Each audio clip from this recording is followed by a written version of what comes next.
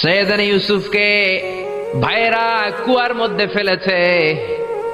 বণিক দল সৈয়দনা ইউসুফকে কুয়া থেকে নিয়ে মিশরে বিক্রি করছে, জানেন না? ইউসুফ আলাইহিস সালামের ঘটনা জানেন? সবাই জানেন। বিক্রি করার পরে মিশরের সেকেন্ড ইন পজিশন সেনাপতি আজিজে মিসর অনেক অনেক টাকা দিয়ে তাকে কিনে নিয়ে জুলাইখার হাতে দিয়েছে। কার হাতে? জুলাইখার নামও জানেন? জুলাইখার হাতে দেওয়ার পরে জুলাইখা তারা নিজের ছেলের মতো মানুষ করতে শুরু করেছে। কিন্তু সৈয়দনা ইউসুফ যখন যুবক হয়ে গিয়েছে, ওনার চেহারা এত সুন্দর ছিল, জুলাইখা নিজেই ইউসুফের প্রেমে পড়ে গিয়েছে। নাউজুবিল্লাহ পড়েন। জুলাইখা বলে, ইউসুফ আমি তোমারে ভালোবাসি। ইউসুফ কয়, আমি আল্লাহরে ভালোবাসি। জুলাইখা বলে, ইউসুফ আমি তোমার সাথে প্রেম করতে চাই। ইউসুফ বলে, আমি কার সাথে প্রেম করতে চাই? প্রেমের কথা কি বললেই হয়? বেটা বলে হইতে হবে না? প্রেম তো চরের জমি নয়, জবরদখল করে হয়। প্রেমের দখল নিতে হলে প্রেমেই নিতে হয়, ঠিক কি না? জুলাইখা বলে, আমি তোমারে ভালোবাসি, আমি তোমার প্রেমে হাবুডুবু খাই। ইউসুফ বলে, আমি কারে ভালোবাসি? কোনোভাবেই ইউসুফরে রাজি করাতে পারে না।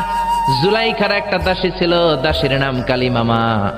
জুলাইখা কালিমামারে বলে, ও কালিমামা, কোনোভাবে ইউসুফরে বুঝাতে পারলাম না, একটা কাজ করবা, আজ রাত 12টার দিকে আমার গোপন কক্ষে নিয়ে আসবা। ওই গোপন কক্ষে যেতে বড় বড় 60টা দরজা পার হইতে হয়। কয়টা? 60টা দরজায় বড় বড় 60টা তালা লাগাবা, তারপরে ইউসুফরে আমার কাছে নিয়ে আসবা।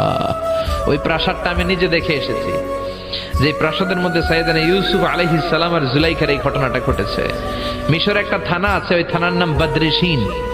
ওই বদরেশিন থানায় একটা এলাকা আছে নাম আজিজিয়া। এই আজিজিয়া এলাকাতে এই প্রাসাদ তুফানের কবলে এখন ভেঙে পড়েছে। তার পাশেই আছে সিজনে ইউসুফ, ইউসুফের জেলখানা। এই জেলখানাটাও আমি দেখে এসেছি। এই জেলখানাতে ইউসুফ আলাইহিস সালাম 10 বছর জেলে বন্দী ছিল। মিশর একটা পাহাড় আছে তুর পাহাড়, যে তুর পাহাড়ের উপরে উঠে সৈয়দনা মূসা আলাইহিস সালাম 2 বার আল্লাহর সাথে কথা বলেছেন, অনেকবার আল্লাহর সাথে কথা বলেছেন। ওই তুর পাহাড়ে আমি 2 বার উঠেছি। ওইটার উপর একটা মসজিদ আছে, একটা গির্জা আছে, একটা সিনাগোগ আছে। 3 ধর্মের লোকদের কাছে ওইটা পবিত্র জায়গা, সবাই যায়।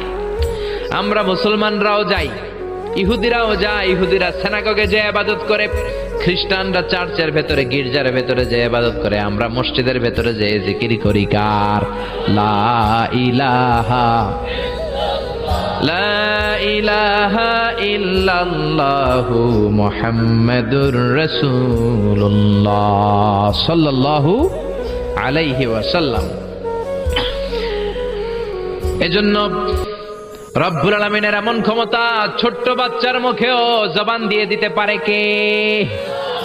সৈয়দনা ইউসুফ আলাইহিস সালাম যখন যুবক হয়ে গেলেন, উনার প্রেমে মাতোয়ারা জুলাইখা মাতোয়ারা হয়ে যখন কোনোভাবেই ইউসুফকে আর কাবু করতে পারে না, তখন সৈয়দনা ইউসুফকে কাবু করার জন্য কালিমামাকে নির্দেশ দিয়েছে, নিজের দাসীকে নির্দেশ দিয়েছে, কালিমামা আজ রাত 12টায় আমার স্পেশাল প্রাসাদে 60টা দরজার মধ্যে বড় বড় তালা লাগিয়ে তুমি ইউসুফকে নিয়ে আসবা।